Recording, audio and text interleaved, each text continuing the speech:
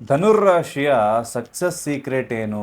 ಧನುರ್ರಾಶಿ ಗುರೂಜಿ ನಮ್ದು ಜೀವನದಲ್ಲಿ ಅಭಿವೃದ್ಧಿನೇ ಆಗ್ತಾ ಇಲ್ಲ ಅಂತ ನೀವು ಕೂಡ ನೊಂದೋಗ್ಬಿಟ್ಟಿದ್ರೆ, ಧನಸ್ಸು ರಾಶಿಯವರು ಮಾಡಬೇಕಾದ, ಪಾಲಿಸಬೇಕಾದ ಸಕ್ಸಸ್ ಸೀಕ್ರೆಟನ್ನು ಇಂದಿನ ಈ ಸಂಚಿಕೆಯಲ್ಲಿ ನಿಮಗೆಲ್ಲರಿಗೂ ಕೂಡ ತಿಳಿಸ್ಕೊಡ್ತಾ ಇದ್ದೇನೆ.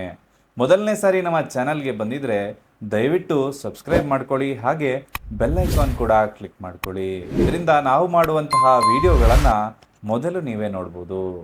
ಧನಸ್ಸು ರಾಶಿ, ಈ ರಾಶಿಯ ಅಧಿಪತಿ ಗುರು. ಈ ಗುರುವನ್ನ ಒಲಿಸ್ಕೊಂಡ್ಬಿಟ್ರೆ ಧನಸ್ಸು ರಾಶಿಯವರು ಯಾವ ಕೆಲಸ ಬೇಕಾದರೂ ಪೂರ್ಣ ಮಾಡುವಂತಹ ಚೈತನ್ಯ ಹಾಗೂ ಅವರ ಕೆಲಸ ಕಾರ್ಯಗಳಲ್ಲಿ ಯಾವುದೇ ಅಡೆತಡೆ ಬರದೆ ಕೆಲಸವನ್ನ ಮಾಡ್ತಕ್ಕಂತಹ ಸಂಭವ ಕೂಡ ಇರುವಂಥದ್ದು.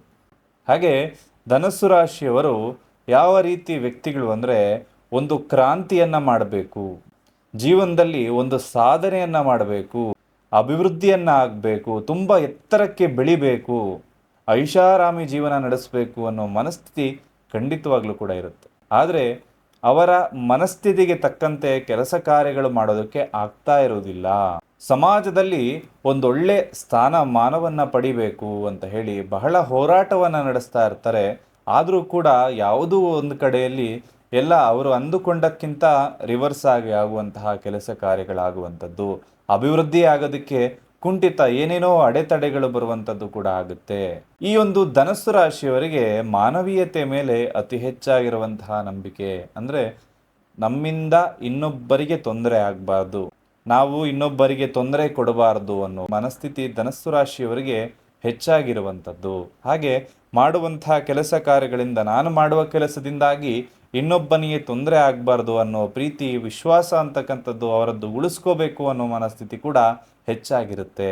ಧನಾತ್ಮಕ ಚಿಂತನೆಯನ್ನು ಹೊಂದಿರ್ತಾರೆ. ಅಂದರೆ ಸುಲಭವಾಗಿ ಏನೋ ಬರುತ್ತೆ, ದುಡ್ಡು ಸಿಗುತ್ತೆ ಅಂತ ಹೇಳಿ ಅಡ್ಡದಾರಿಯಲ್ಲಿ ಹೋಗುವಂತಹ ಮನಸ್ಥಿತಿ ಕಮ್ಮಿ ಇರುವಂಥದ್ದು.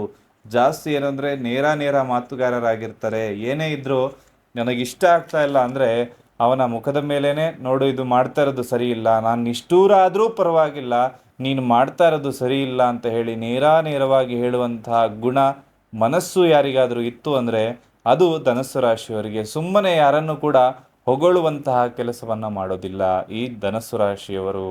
ಸಾಮಾನ್ಯವಾಗಿ ಧನಸ್ಸು ರಾಶಿಯವರು ನೋಡೋದಕ್ಕೆ ಸುಂದರವಾಗಿರ್ತಾರೆ.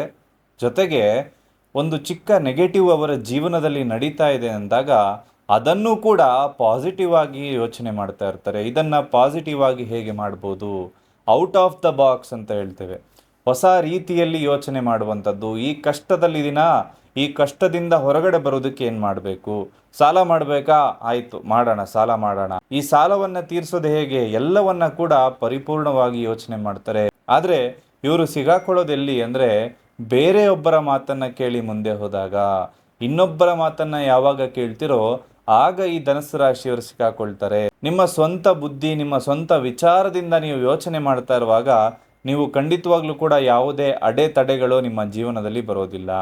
ಈ ಧನಸ್ಸು ರಾಶಿಯವರು ಯಶಸ್ವಿ ಉದ್ಯಮಿಗಳಾಗಿರ್ತಾರೆ. ಯಾರಾದರೂ ಬಿಸ್ನೆಸ್ ಮಾಡಬೇಕು ಅಂತ ಇದ್ರೆ ಧನಸ್ಸು ರಾಶಿಯವರು ಮಾಡ್ತಾರೆ. ಯಾಕಂದ್ರೆ ಧನಸ್ಸು ರಾಶಿಯವರು ಬಿಸ್ನೆಸ್ ಮಾಡಲಿಕ್ಕೆ ಪರ್ಫೆಕ್ಟ್ ಆಗಿರುವಂತಹ ರಾಶಿಯಾಗಿರುತ್ತೆ. ನೀವೇನಾದರೂ ಬಿಸ್ನೆಸ್ ಮಾಡಬೇಕು ಅಂತ ಇದ್ರೆ, ನಿಮ್ಮ ಮನೆಯಲ್ಲಿ ಯಾರಾದರೂ ಧನಸ್ಸು ರಾಶಿಯವರಿದ್ದರೆ ಅವರ ಹತ್ರ ಬಿಸ್ನೆಸ್ ಐಡಿಯಾಗಳನ್ನು ಕೇಳಿ. ಖಂಡಿತವಾಗ್ಲೂ ಒಳ್ಳೊಳ್ಳೆ ಬಿಸ್ನೆಸ್ ಐಡಿಯಾಗಳನ್ನು ಈ ಒಂದು ಧನಸ್ಸು ರಾಶಿಯವರು ಕೊಡ್ತಾರೆ. ಹಾಗೆ ದೈಹಿಕ ಹಾಗೂ ಒಂದು ಬಲಾಢ್ಯರಾಗಿರ್ತಕ್ಕಂಥವರು ಈ ಒಂದು ಧನಸ್ಸು ರಾಶಿಯವರಾಗಿರ್ತಾರೆ. ಇವರು ಜಾಸ್ತಿ ವ್ಯಾಯಾಮ ಮಾಡೋದು, ಇದರ ಕಡೆ ಗಮನ ಒಂದು ಸ್ವಲ್ಪ ಮೀಡಿಯಮ್ ಆಗೇ ಇರುತ್ತೆ. ಅಂದರೆ ಇವರು ಜಿಮ್ ಸೇರಿದ್ರೆ ಕರೆಕ್ಟಾಗಿ ಜಿಮ್ಗೆ ಹೋಗೋದಕ್ಕೆ ಆಗ್ತಾ ಇರೋದಿಲ್ಲ. ಹಾಗೆ ಮಾಡುವಂತಹ ಕೆಲಸ ಕಾರ್ಯಗಳಲ್ಲಿ ಒಂದು ಸ್ಟೆಬಿಲಿಟಿ ಅನ್ನೋದು ಬಹಳ ಕಮ್ಮಿ ಇರುತ್ತೆ. ಎಲ್ಲೋ ಒಂದು ಸ್ವಲ್ಪ ಮೈಂಡ್ ಡೈವರ್ಟ್ ಆಗುವಂಥದ್ದು. ಯಾಕೆ ಅಂದರೆ ಧನಸ್ಸು ರಾಶಿಯಲ್ಲಿ ಧನಸ್ಸಿದೆ, ಆದರೆ ಬಾಣ ಇಲ್ಲದೆ ಇರೋ ಕಾರಣ ಇವರಿಗೆ ಗುರಿ ಇದೆ, ಬಟ್ ಆ ಗುರಿಯನ್ನು ಮುಟ್ಲಿಕ್ಕೆ ಸರಿಯಾದ ದಾರಿ ಅನ್ನೋದು ಕಾಣೋದಿಲ್ಲ. ಈಗ ಹಿಂದೆ ಗುರು ಇರಬೇಕು, ಮುಂದೆ ಗುರಿ ಇರಬೇಕು ಅಂತ ಹೇಳ್ತೇವೆ. ಧನಸ್ಸು ರಾಶಿಯವರ ಜೀವನದಲ್ಲಿ ಸರಿಯಾಗಿರುವಂತಹ ಗುರುಗಳು ಯಾರಾದರೂ ಸಿಕ್ಕಿದ್ರೆ ಇವರು ಖಂಡಿತವಾಗ್ಲೂ ಕೂಡ ಯಶಸ್ಸಾಗ್ತಾರೆ. ಆಗಲೇ ಹೇಳಿದೆ, ಧನಸ್ಸು ರಾಶಿಯವರು ಬೇರೆಯವರ ಮಾತನ್ನು ಕೇಳಿ ತಪ್ಪು ದಾರಿಗೆ ಹೋಗ್ತಾರೆ, ನಿಮ್ಮ ಕೆಲಸವನ್ನು ನೀವೇ ಮಾಡಿ ಅಂತ ಹೇಳಿ. ಆದರೆ ಒಮ್ಮೊಮ್ಮೆ ಡಿಮೋಟಿವೇಟ್ ಆಗಿ ನೀವು ನಿಮ್ಮ ಕೆಲಸವನ್ನು ಮಾಡೋದಕ್ಕೆ ಸಾಧ್ಯ ಆಗ್ತಾ ಇಲ್ಲ ಅಂದಾಗ ಸರಿಯಾಗಿರುವಂತಹ ಗುರುವನ್ನು ನೀವು ಚೂಸ್ ಮಾಡಿ ಇವರು ನನ್ನ ಸರಿಯಾದ ಗುರು, ಇವರ ಹೇಳಿದಂತೆ ನಾನು ನಡ್ಕೊಂಡು ಹೋಗ್ತೀನಿ ಅನ್ನೋ ಮನಸ್ಥಿತಿಯಲ್ಲಿ ನೀವಿದ್ದಾಗ ಖಂಡಿತವಾಗ್ಲೂ ಕೂಡ ನಿಮ್ಮ ಕೆಲಸ ಕಾರ್ಯಗಳಲ್ಲಿ ಯಾವುದೇ ಅಡೆತಡೆಗಳು ಬರದಂಗೆ ನೀವು ಕೂಡ ಮುನ್ನುಗ್ಗಿ ಕೆಲಸ ಕಾರ್ಯಗಳನ್ನು ಮಾಡ್ಬೋದು. ಈ ಒಂದು ಧನಸ್ಸು ರಾಶಿಯವರಿಗೆ ಹೆಚ್ಚಾಗಿ ಮನೆಯಿಂದ ಹೊರಗಡೆ ಕಾಲವನ್ನು ಕಳೆಯೋದು ಬಹಳ ಇಷ್ಟ ಆಗುತ್ತೆ. ಅಂದರೆ ಮನೆಯೊಳಗಡೆ ಕೂತಿರೋದು, ಒಂದು ಡಲ್ ಆಗಿರೋದು, ಈ ಯಾವುದೇ ಮನಸ್ಥಿತಿ ಧನಸ್ಸು ರಾಶಿಯವರಿಗೆ ಇರೋದಿಲ್ಲ. ಹೊರಗಡೆ ಹೋಗಬೇಕು, ಫ್ರೆಂಡ್ಸ್ ಇರಬೇಕು, ಫ್ರೆಂಡ್ಸ್ ಜೊತೆ ಸುತ್ತಾಡಬೇಕು, ಹರಟೆ ಹೊಡಿಬೇಕು ಅನ್ನೋ ಮನಸ್ಥಿತಿ ಹೆಚ್ಚಾಗಿ ಧನಸ್ಸು ರಾಶಿಯವರಿಗೆ ಇರುತ್ತೆ. ಈ ಒಂದು ಧನಸ್ಸು ರಾಶಿಯವರ ಮನಸ್ಸಿನಲ್ಲಿ ಏನ್ ನಡೀತಾ ಇದೆ, ಮನಸ್ಸಲ್ಲಿ ಏನು ಓಡ್ತಾ ಇದೆ ಅನ್ನೋದು ಅಷ್ಟು ಸುಲಭವಾಗಿ ಯಾರೂ ಕೂಡ ಅರ್ಥ ಮಾಡ್ಕೊಳ್ಳೋದಕ್ಕೆ ಸಾಧ್ಯ ಆಗೋದಿಲ್ಲ. ಅವರ ಮನಸ್ಸಲ್ಲಿ ಏನು ಓಡ್ತಾ ಇರುತ್ತೆ, ಅಯ್ಯೋ ಈ ಧನಸ್ಸು ರಾಶಿಯವನು ಯಾರಾದ್ರೂ ಇತ್ತು ಅಂದರೆ ಅವನ ಮನಸ್ಸಲ್ಲಿ ಏನಿದೆ ಅಂತ ಹೇಳಿ ಅಷ್ಟು ಸುಲಭವಾಗಿ ಯಾರಿಗೂ ಕೂಡ ಗೊತ್ತಾಗೋದಿಲ್ಲ. ಅವರ ಯೋಚನೆ ಬೇರೆ ಇರುತ್ತೆ, ಅವರ ಹಾವಭಾವನೆ ಬೇರೆ ಇರುತ್ತೆ. ಕಾದು ಹೊಡೆಯುವಂತಹ ಗುಣ ಖಂಡಿತವಾಗ್ಲೂ ಧನಸ್ಸು ರಾಶಿಯವರಿಗಿರುತ್ತೆ. ಇವರು ತುಂಬಾ ಲಾಯಲ್ ಆಗಿರ್ತಾರೆ. ಈ ಲಾಯಲಿಟಿ ಬರೀ ಪ್ರೀತಿ ಪ್ರೇಮ ವಿಚಾರಕ್ಕೆ ಮಾತ್ರ ಮೀಸಲಾಗಿರುವಂಥದ್ದಲ್ಲ.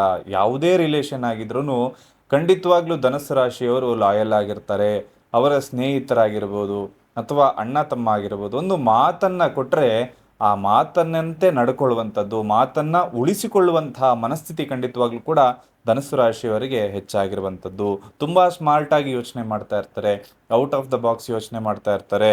ಅಂದರೆ ಇಂಟೆಲಿಜೆಂಟ್ ಯಾರಾದರೂ ಇದ್ದಾರೆ ಅಂದರೆ ಖಂಡಿತವಾಗ್ಲೂ ಕೂಡ ಈ ಒಂದು ಧನಸ್ಸು ರಾಶಿಯವರಾಗಿರ್ತಾರೆ. ಈ ಒಂದು ಧನಸ್ಸು ರಾಶಿಯವರು ಪ್ರಶ್ನಾರ್ಥಕ ಚಿಹ್ನೆ ಥರ ಇರ್ತಾರೆ. ಯಾಕಂದರೆ ಇವರು ಸುಲಭವಾಗಿ ಯಾವುದನ್ನು ಕೂಡ ಒಪ್ಕೊಳ್ಳೋದಿಲ್ಲ, ಯಾವುದನ್ನು ಕೂಡ ಪ್ರಶ್ನೆ ಮಾಡದೆ ಒಪ್ಕೊಳ್ಳುವಂತಹ ವ್ಯಕ್ತಿಗಳಾಗಿರೋದಿಲ್ಲ. ತುಂಬ ಕ್ಯೂರಿಯಸ್ ಆಗಿರ್ತಾರೆ. ಯಾಕೆ ಇದು ಈ ಥರ ನಡೀತಾ ಇದೆ, ಒಂದು ಅವರ ಕೈಗೆ ಏನಾದರೂ ಮೊಬೈಲ್ ಕೊಟ್ಟರೆ ಇದು ಯಾವ ಥರ ವರ್ಕ್ ಆಗುತ್ತೆ ಅಂತ ಹೇಳಿ ಬೇಕಾದ್ರೆ ಓಪನ್ ಮಾಡಿನೂ ನೋಡುವಂತಹ ಗುಣ ಧನಸ್ಸು ರಾಶಿಯವರಿಗಿರುತ್ತೆ. ಹಾಗೆಯೇ ಇಂಡಿಪೆಂಡೆಂಟ್ ಆಗಿರೋದಕ್ಕೆ ಇಷ್ಟಪಡ್ತಾರೆ. ಬೇರೆಯವರು ಇವರನ್ನು ಕಂಟ್ರೋಲ್ ಮಾಡಿದ್ರೆ ಖಂಡಿತವಾಗ್ಲೂ ಕೂಡ ಇಷ್ಟಪಡೋದಿಲ್ಲ. ತಮ್ಮ ಸ್ವಂತ ಬುದ್ಧಿ, ಸ್ವಂತ ಶಕ್ತಿಯಿಂದ ಮೇಲು ಬರುವಂಥವರಾಗಿರ್ತಾರೆ. ಇವರ ವೀಕ್ನೆಸ್ ಅಂದರೆ ಸ್ವಲ್ಪ ಒಂದು ಲೇಜಿನೆಸ್ ಅನ್ನೋದು ಇವರಿಗೆ ವೀಕ್ನೆಸ್ ಆಗುತ್ತೆ. ಮತ್ತು ಅವರು ಸ್ವಲ್ಪ ಡೌಟ್ ಪಡ್ತಾರೆ. ಅಂದರೆ ಅವರ ಸ್ವಂತ ಶಕ್ತಿಯ ಮೇಲೆ ಅವರಿಗೆ ನಂಬಿಕೆ ಅನ್ನೋದು ಸ್ವಲ್ಪ ಕಮ್ಮಿ ಇರುತ್ತೆ. ಅವರಿಗೆ ಎಲ್ಲ ರೀತಿಯಾಗಿರ್ತಕ್ಕಂತಹ ಶಕ್ತಿ ಆಗಿರ್ಬೋದು, ಯೋಚನೆ ಆಗಿರ್ಬೋದು, ಎಲ್ಲವೂ ಇದೆ. ಬಟ್ ತಮ್ಮ ಸ್ವಂತ ಶಕ್ತಿಯ ಮೇಲೆ ಒಂದಷ್ಟು ಡೌಟನ್ನು ಪಡುವಂತಹ ರಾಶಿ ಈ ಒಂದು ಧನಸ್ಸು ರಾಶಿಯಾಗಿರುತ್ತೆ.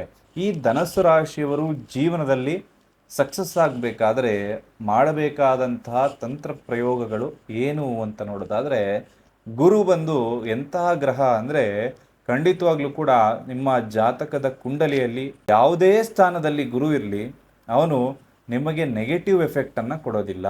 ಅವನು ಒಳ್ಳೆ ಸ್ಥಾನದಲ್ಲಿದ್ದರೆ ಖಂಡಿತವಾಗ್ಲೂ ಒಳ್ಳೇದು ಮಾಡ್ತಾನೆ.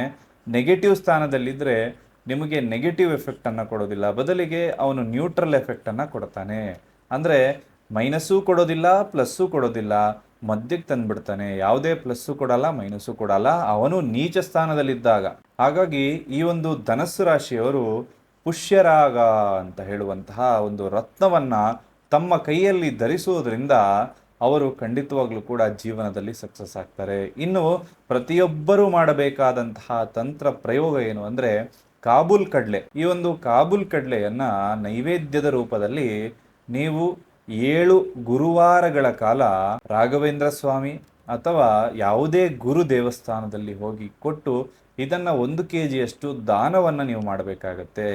ಮತ್ತೆ ಈ ಒಂದು ಸುಲಭ ಮಂತ್ರವನ್ನ ಪ್ರತಿದಿನ ಹೇಳಬೇಕು. ಪ್ರತಿಯೊಬ್ಬರಿಗೂ ಗೊತ್ತಿರುವಂತಹ ಮಂತ್ರ ಇದು. ಗುರು ಬ್ರಹ್ಮ ಗುರು ವಿಷ್ಣು ಗುರುದೇವೋ ಮಹೇಶ್ವರ ಗುರು ಸಾಕ್ಷಾತ್ ಪರಬ್ರಹ್ಮ ತಸ್ಮೈ ಶ್ರೀ ಗುರವೇ ನಮಃ. ಧನಸ್ಸು ರಾಶಿಯವರು ಬೆಳಗ್ಗೆ ಎದ್ದ ಕೂಡಲೇ ಈ ಮಂತ್ರವನ್ನ 1 ಬಾರಿ ಹೇಳಿ ಸಾಕು. ಖಂಡಿತವಾಗ್ಲೂ ನಿಮ್ಮ ಆ ದಿನ ಏನಿರುತ್ತಲ್ಲ, ಆ ದಿನದಲ್ಲಿ ಯಾವುದೇ ಅಡೆತಡೆಗಳು ಬರದೆ ಜೀವನದಲ್ಲಿ ಸಕ್ಸಸ್ ಆಗೋದಕ್ಕೆ ಎಲ್ಲ ದಾರಿಗಳು ಕೂಡ ನಿಮಗೆ ಓಪನ್ ಆಗುತ್ತೆ. ಯಾವುದೇ ಸಮಸ್ಯೆ ಇಲ್ಲದೆ ಜೀವನದಲ್ಲಿ ಮುಂದೆ ಬರುವಂತಹ ದಾರಿ ಕೂಡ ನಿಮ್ಮದಾಗುತ್ತೆ. ಯಾವುದೇ ಅಡೆತಡೆ ಬಂದರೂ ಕೂಡ ಮುನ್ನುಗ್ಗುವಂತಹ ಚೈತನ್ಯ ಶಕ್ತಿ ನಿಮ್ಮ ಮೇಲೆ ಏನು ಡೌಟ್ ಇದೆಯಲ್ಲ, ಒಂದು ಗುರು ಬಲ ಅನ್ನೋದು ನಿಮಗೆ ಸಿಕ್ಕಾಗ ನೀವು ನಿಮ್ಮ ದಾರಿಯನ್ನ ಮುಟ್ಟೋದಕ್ಕೆ, ನಿಮ್ಮ ಗೋಲನ್ನು ಮುಟ್ಲಿಕ್ಕೆ ಸುಲಭ ಆಗುತ್ತೆ. ನಾನು ಆಗ್ಲೇ ಹೇಳಿದೆ, ಧನಸ್ಸು ರಾಶಿ ಅಂದ್ರೆ ಬಿಲ್ಲಿದೆ ಬಟ್ ಬಾಣ ಇಲ್ಲ, ಧನಸ್ಸಿದೆ ಬಟ್ ಬಾಣ ಇಲ್ಲ. ಈ ಬಾಣ ಯಾವುದು ಅಂದರೆ ಗುರು. ನಿಮ್ಮ ಬಾಣವನ್ನ ನೀವು ಗುರುವಿನಿಂದ ಪಡ್ಕೊಳ್ಳಬೇಕು. ಹಾಗಾಗಿ ಗುರುವಿನ ಆರಾಧನೆಯನ್ನ ನೀವು ಮಾಡ್ಕೊಂಡು ಬನ್ನಿ. ಯೆಲ್ಲೋ ಕಲರ್ ಬಟ್ಟೆಯನ್ನ ಆದಷ್ಟು ಉಪಯೋಗಿಸ್ಕೊಂಡು ಬನ್ನಿ. ಆದಷ್ಟು ನೀವು ಯೆಲ್ಲೋ ಕಲರ್ ಬಟ್ಟೆ ಕರ್ಚಿಫನ್ನ ಯೂಸ್ ಮಾಡ್ಕೊಳ್ಳೋದ್ರಿಂದ ಈ ಒಂದು ಧನಸ್ಸು ರಾಶಿಯವರು ಜೀವನದಲ್ಲಿ ಮುಂದೆ ಬರೋದಕ್ಕೆ ಸಹಾಯಕ ಆಗುತ್ತೆ. ಹಾಗೂ ಅದು ನಿಮಗೆ ಪಾಸಿಟಿವ್ ಎಫೆಕ್ಟ್ ಅನ್ನ ಕೊಡುತ್ತೆ. ದಿನನಿತ್ಯ ನೀವು ಅಭಿವೃದ್ಧಿ ಆಗ್ಲಿಕ್ಕೆ ಸಹಾಯಕ ಆಗುತ್ತೆ. ಇನ್ನು ಈ ಧನಸ್ಸು ರಾಶಿಯವರ ದಾಂಪತ್ಯ ಜೀವನದಲ್ಲಿ ಸಮಸ್ಯೆಗಳಾಗ್ತಾ ಇದ್ರೆ, ಅಥವಾ ಆರೋಗ್ಯ ಸಮಸ್ಯೆಗಳು ಹೆಚ್ಚಿದ್ರೆ, ಹಣಕಾಸಿನ ವಿಚಾರದಲ್ಲಿ ಸಮಸ್ಯೆಗಳಾಗ್ತಾ ಇದ್ರೆ, ನೀವು ಮಾಡಬೇಕಾಗಿರುವಂತಹ ಪರಿಹಾರ ಏನು ಅಂದ್ರೆ, ಒಂದು 100 ml ಅಷ್ಟು ತುಪ್ಪ ಜೊತೆಗೆ ಸ್ವಲ್ಪ ಸಕ್ಕರೆ, ಕಡಲೆಬೇಳೆ, ಅರಶಿನ ಇಷ್ಟು ವಸ್ತುಗಳನ್ನ ಒಂದು ಹಳದಿ ಬಟ್ಟೆಯಲ್ಲಿ ಕಟ್ಟಿ ಯಾರಾದರೂ ವಟುವಿಗೆ ದಾನವನ್ನ ನೀಡುವಂಥದ್ದು, ಯಾರಿಗಾದ್ರೂ ದಾನವನ್ನು ಕೊಡಬಹುದು. ಈ ದಾನವನ್ನ ನೀವು 7 ಗುರುವಾರಗಳ ಕಾಲ ಮಾಡಿಕೊಂಡು ಬರೋದ್ರಿಂದ ಈ ಎಲ್ಲ ಸಮಸ್ಯೆಗಳು ಕೂಡ ನಿವಾರಣೆ ಆಗುತ್ತೆ. ಹಾಗೂ ನೀವು ಮಾಡಬೇಕಾದ ದೇವರ ದರ್ಶನ ಯಾವುದು ಅಂದ್ರೆ ಮಹಾವಿಷ್ಣು, ಹರಿಯ ದರ್ಶನ ಅಥವಾ ಹರನ ದರ್ಶನ, ಎರಡರಲ್ಲಿ ಒಂದು ದರ್ಶನವನ್ನ ದಿನನಿತ್ಯ ನೀವು ಮಾಡೋದ್ರಿಂದ ಖಂಡಿತವಾಗ್ಲೂ ನಿಮ್ಮ ಜೀವನದಲ್ಲಿರುವಂತಹ ಕಷ್ಟಗಳು ಪರಿಹಾರ ಆಗುತ್ತೆ. ಜೊತೆಗೆ ಜೀವನದಲ್ಲಿ ಮನೆಯನ್ನು ತೆಗೆದುಕೊಳ್ಳುವಂತಹ ಯೋಗ, ಎಲ್ಲಾ ರೀತಿ, ಈಗ ಗುರು ವಕ್ರನಾಗಿದ್ರೂ ಕೂಡ ಎಲ್ಲಾ ರೀತಿಯಾಗಿರ್ತಕ್ಕಂತಹ ಫಲವನ್ನ ಪಡೆಯುವಂತಹ ಯೋಗಗಳು ನಿಮಗೂ ಕೂಡ ಪ್ರಾಪ್ತಿಯಾಗುತ್ತೆ. ಈ ಎಲ್ಲ ತಂತ್ರಗಳನ್ನು ಮಾಡಿ ರಿಸಲ್ಟ್ ಯಾವ ರೀತಿ ಬಂತು ಅಂತ ಹೇಳಿ ಕಮೆಂಟ್ ಸೆಕ್ಷನಲ್ಲಿ ತಿಳಿಸ್ಕೊಡಿ. ಎಲ್ಲರಿಗೂ ಶುಭವಾಗಲಿ. ಸರ್ವೇ ಜನಃ ಸುಖಿನೋ ಭವಂತು.